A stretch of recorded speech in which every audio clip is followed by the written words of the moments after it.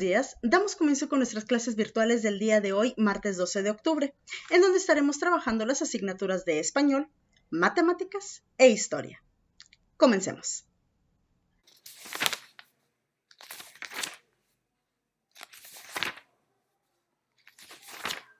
El día de hoy vamos a trabajar con la secuencia 3, sesión 1, que se titula ¿Dónde encontrar información? Para esto, vamos a primeramente copiar el concepto información en las portadas. Posteriormente a esto, vamos a pasar a nuestro libro de español. En la página número 44 se nos presenta una imagen. Vamos a analizar dicha imagen y a responder unas preguntas en nuestro cuaderno, ¿de acuerdo? Muy bien, entonces primeramente vamos a pasar al concepto, lo que nos proporcionan los textos informativos acerca de sus portadas. ¿Ok? La portada y la contraportada de los textos informativos revelan información acerca de su contenido. Algunos elementos que ayudan a imaginar e inferir de qué se trata un libro son el título, el subtítulo, las ilustraciones, los nombres de los autores y el texto en la contraportada. ¿Ok? Entonces todos nuestros libros, de hecho tú tienes ahí tu libro de texto, ¿sí? Todos los libros tienen una portada y tienen una contraportada. ¿Cuál es la contraportada? Es la parte de atrás del libro, ¿sí? Cuando tú giras el libro, en la parte de atrás tenemos también información que corresponde a este libro que estamos eligiendo. También normalmente en los libros podemos encontrar lo que es el título, lo que es el subtítulo, las ilustraciones, es decir, imágenes, ¿sí? Los nombres de los autores, quienes escribieron el libro, ¿ok? Y con toda esta información, pues nosotros podemos darnos una idea de qué se trata el libro que estamos escogiendo, ¿de acuerdo? Muy bien, entonces vamos a pasar a lo que es nuestro libro de texto. Te recuerdo que puedes pausar en cualquier momento el video para que copies el concepto. Muy bien, en nuestro libro de texto, en la página número 44, tenemos esta secuencia que estamos trabajando, los textos informativos, ¿sí? Y tenemos esta imagen, ¿ok? Tenemos esta imagen, tenemos a 3 niños que están viendo esta imagen. Quiero, por favor, que la analices bien. ¿Qué puedes observar? ¿Qué imágenes hay ahí? Muy bien, tenemos el plato de bien comer. Excelente, tenemos un cuerpo humano. Exacto, aquí tenemos una revista que habla de grillos. Podríamos inferir que es una revista de datos científicos o a lo mejor algo de ciencias naturales, ¿verdad? Exacto, acá arriba tenemos una tablet, ¿sí? Si te fijas es una tablet y dice ciclo del nitrógeno y tenemos una plantita, por lo que también podríamos inferir que es ya sea un texto de científico o algo de ciencias naturales o biología. Exacto, acá abajo también tenemos otro que dice bebés, niños y pequeños, niños, adolescentes, adultos, ¿ok? Excelente, perfecto. Entonces, si te fijas, aquí tenemos diferentes portadores de texto. Sí, tenemos una revista, tenemos un libro digital, por eso nos lo muestran en la tablet, tenemos aquí un cuadernillo, tenemos algunos pósters o cartulinas con información, ¿sí? Muy bien, una vez que ya analizamos esta información, en tu libreta vas a contestar estas 3 preguntas que están aquí en el inciso A. La primera dice, ¿qué hacen las personas de la imagen? La siguiente, ¿qué están observando? Y la última, ¿qué creen que harán con la información que obtengan? ¿Ok? Entonces, estas 3 preguntitas me las vas a copiar en tu libreta, las vas a responder y no lo olvides, muy importante, tomarle fotografía, subirla a la plataforma de Google Classroom y con esto estaríamos finalizando nuestra clase de español del día de hoy. Pasemos a la siguiente asignatura.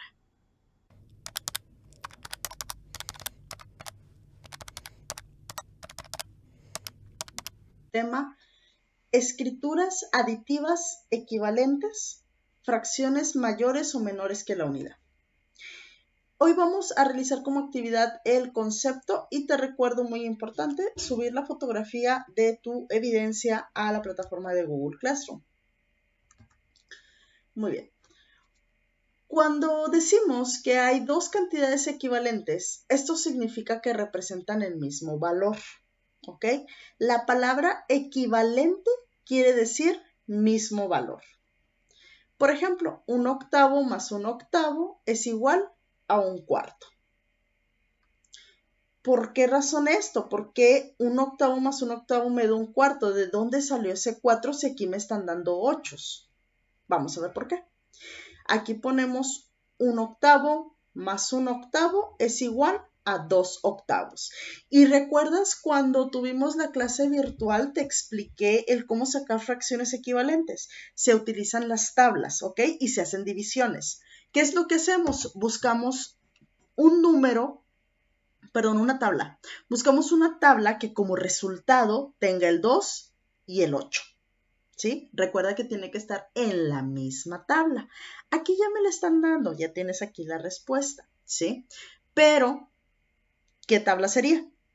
¿Qué tabla trae el 2 y el 8 como resultado en la misma tabla? Muy bien, la del 2. Entonces, ¿qué número multiplicado por 2 me da 2? Pues el 1, y ponemos el 1 aquí. ¿Y qué número multiplicado por 2 me da 8?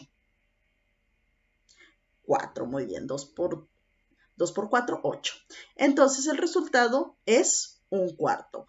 2/8 es exactamente lo mismo que 1/4. ¿Ok? Ahora, para sumar dos fracciones con el mismo denominador, se suman los numeradores y el denominador permanece igual. ¿Ok? Por ejemplo, aquí tenemos 2/4 más 6/4 es igual a 8/4. El denominador no se puede cambiar. ¿Por qué no se puede cambiar? Recuerda que el denominador nos está indicando en cuántas partes está dividida la figura. Por lo tanto, nosotros no podemos cambiar ese denominador. ¿De acuerdo?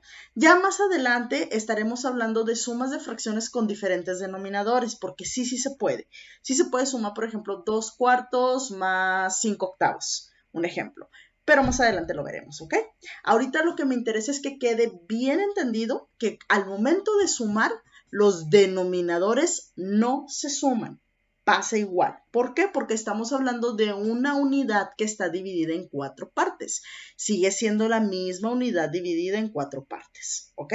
Esa no la podemos modificar.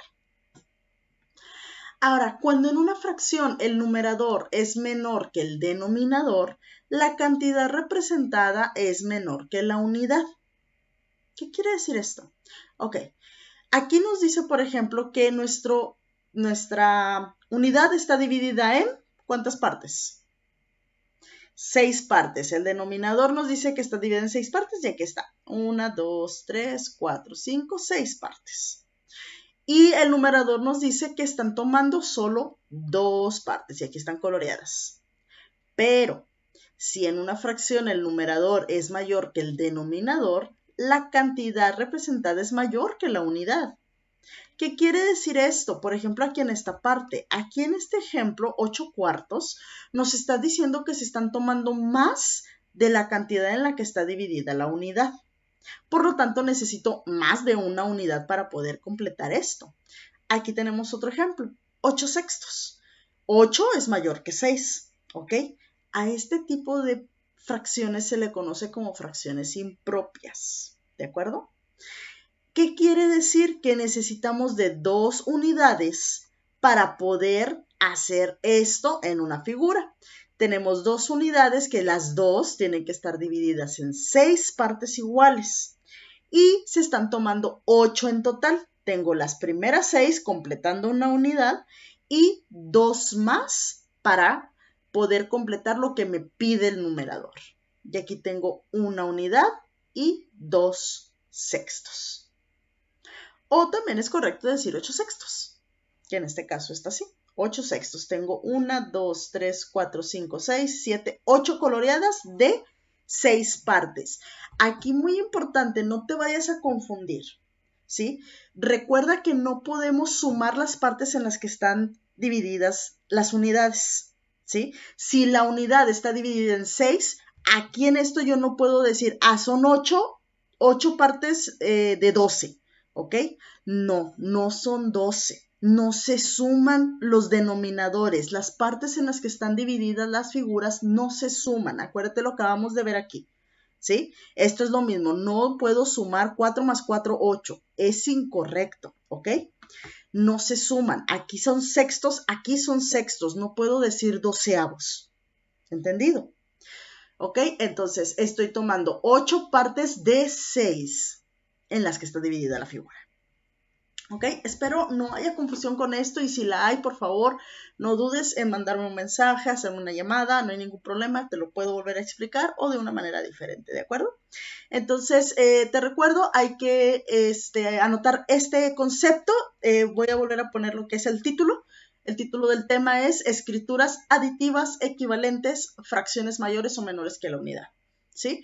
Y con esto, una vez que ya hayas copiado tu concepto en la libreta, estarías concluyendo con la actividad de matemáticas del día de hoy. Pasemos a la siguiente asignatura.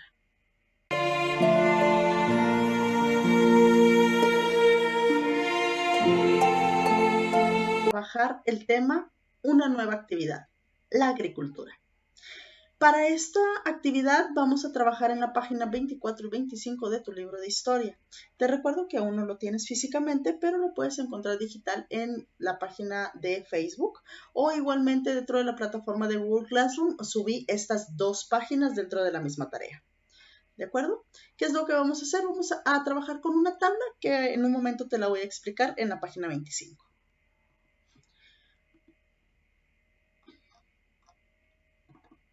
Muy bien, hemos estado trabajando en historia acerca de lo que son los primeros pobladores, ¿sí? Ya vimos lo que viene siendo los primeros grupos humanos, cómo se fueron asentando, y también hablábamos sobre los nómadas, ¿sí? Los nómadas eran estas personas que tenían que estar cambiando de lugar de tierras, ya que se terminaban todos los recursos de ahí. No sé si recuerdas, lo platicamos en la clase anterior. Muy bien, entonces ahora vamos a pasar a esto, una actividad que se llama la agricultura, ¿ok? Y aquí menciona lo siguiente. El cultivo de maíz se inició alrededor del año 5000 a.C. Esto lo trabajamos en la línea del tiempo.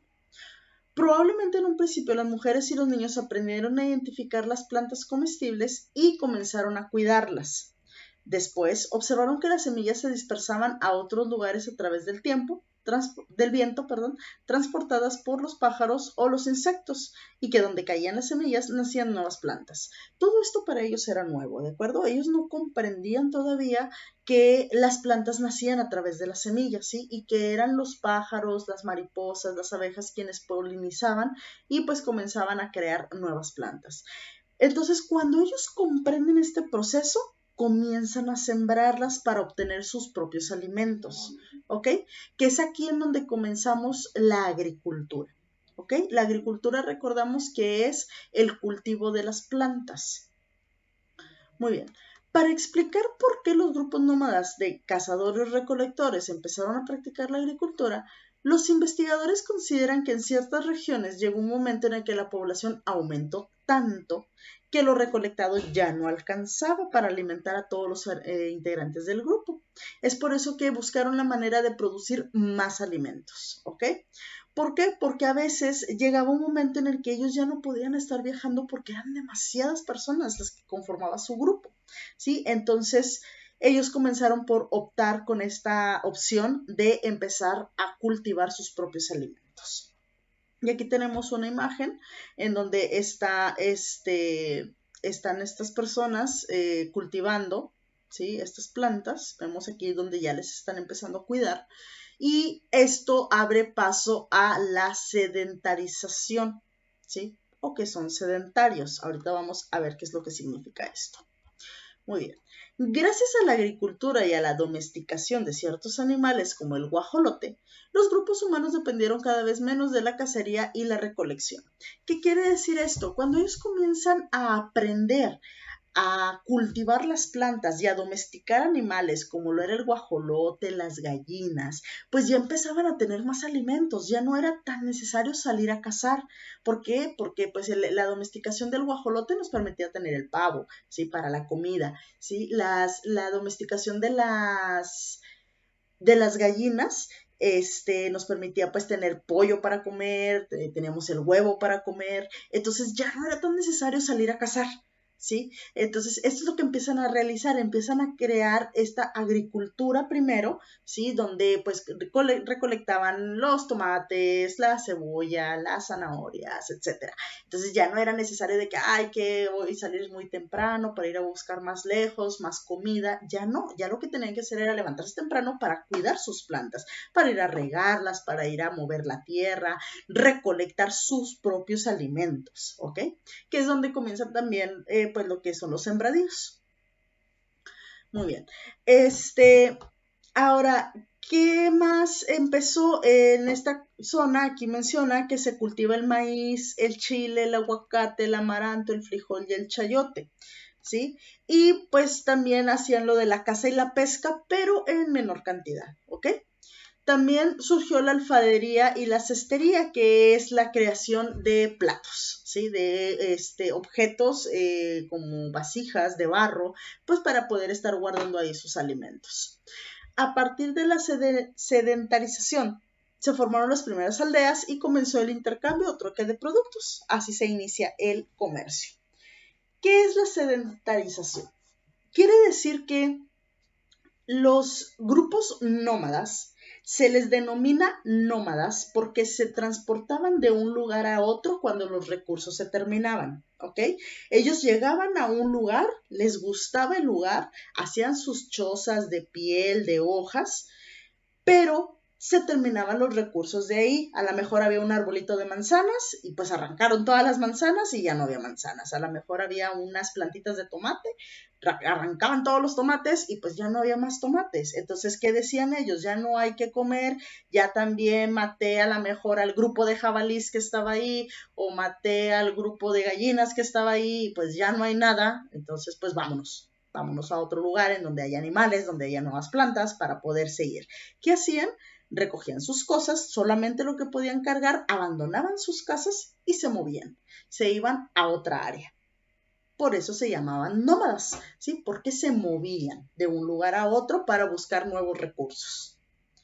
Pero cuando empiezan a descubrir lo que es la agricultura y lo que es la domesticación de animales, empiezan a hacerse sedentarios. Quiere decir que se dejan de mover, empiezan a asentarse, cambian sus chozas de ser de hojas y de palos a ser a lo mejor ya de barro, a lo mejor un poco más elaboradas. ¿Por qué? Porque ya se quedaban más tiempo en ese lugar, ¿sí? Ya no era necesario irse. ¿Por qué? Porque aprendieron a cultivar sus plantas, aprendieron a cuidarlas y siempre tenían frutos, ¿sí? Sabían que a lo mejor si tenían 5 plantas de tomates, les arrancaban los tomates a 2 de ellas y las otras 3 las dejaban, ¿sí? Mientras a estas que les arrancaron les empezaban a nacer nuevos tomates, entonces arrancaban las de las otras 2 que sí tenían y así iban cambiando y así no se acababan los recursos. Es por eso que se asientan, se sedentarizan, ¿ok? Espero haberme explicado lo que significa y la diferencia que es entre uno y otro. ¿Qué es lo que vamos a trabajar el día de hoy? Vamos a trabajar esta tabla que tenemos aquí, ¿sí? Esta tabla la vas a copiar en tu libreta. Si gustas puedes pausar el video un momento o puedes consultar la página dentro de la plataforma de Google Classroom. En esta tablita es muy sencillo, ¿sí? Es una tabla de doble entrada en donde nos muestra las características, actividades cotidianas, instrumentos empleados y tipos de vivienda. Y tenemos lo que son los grupos nómadas y los grupos sedentarios. Necesito que me indiques cuál es la diferencia entre uno y otro. ¿Cuáles eran las actividades cotidianas de los nómadas y cuáles eran las de los sedentarios? ¿Qué instrumentos utilizaban los nómadas y qué instrumentos utilizaban los sedentarios? Y por último, ¿cuáles eran los tipos de vivienda de los nómadas y los tipos de vivienda de los sedentarios? ¿Ok? Entonces, aquí te muestro una imagen de los primeros grupos sedentarios. Si observas, las chozas en donde viven ya eran diferentes. Mira, ya tienen piedritas, tienen paja, ya estaban mejor realizadas, ¿sí? Tenemos aquí a las personas haciendo su pesca, tenemos aquí personas recolectando, haciendo una casa, ¿sí? Pero ya estaban asentados en este lugar y obviamente cerca del río para tener agua disponible siempre, ¿ok? Entonces, Te recuerdo solamente de que copies esto, cuál es el título del tema. El título del tema, una nueva actividad, la agricultura. Realizas la tabla en la página 25, tomas fotografía y la subes a la plataforma de Google Classroom. Y con eso estaríamos concluyendo la actividad de historia del día de hoy. Hemos concluido con nuestras clases virtuales de hoy. Agradezco muchísimo tu atención. No olvides enviar tus evidencias a nuestra plataforma de Google Classroom. Y recuerda, quédate en casa. Nos vemos el día de mañana.